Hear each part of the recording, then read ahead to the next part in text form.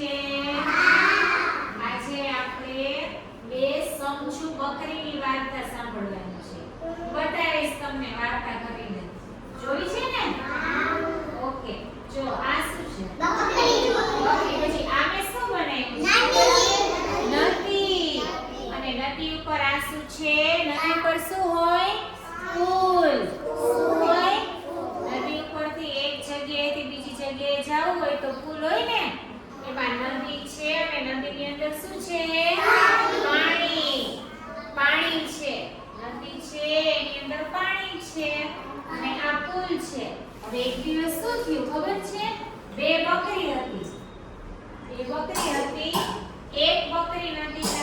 બકરીને નદી પસાર કરવી હતી.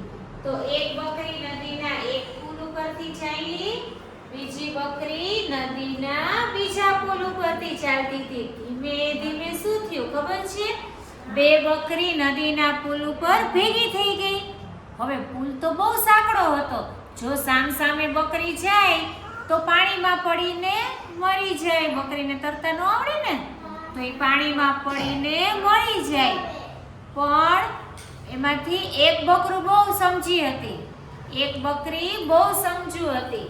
એને બીજી બકરીને કીધું કે હવે શું કરશું? આપણે બે ભેગા થઈ ગયા તો પુલ કેવી રીતે પસાર કરશું?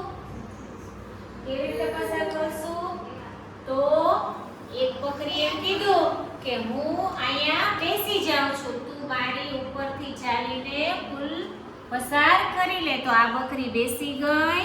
બીજી બકરી એની માથેથી ચાલી અને આ બાજુ વહી ગઈ. પછી આ બકરી પણ ઊભી થઈ ગઈ અને બે બકરી સામસામે છેડે નદીના છેડે પહોંચી ગઈ. બે બકરી પહોંચી ગઈ ને? તો બકરી સમજુ હતી એટલે એને બુદ્ધિનો ઉપયોગ કરી અને વિચાર્યું કે શું એવું કરી તો આપણને નુકસાન ન થાય.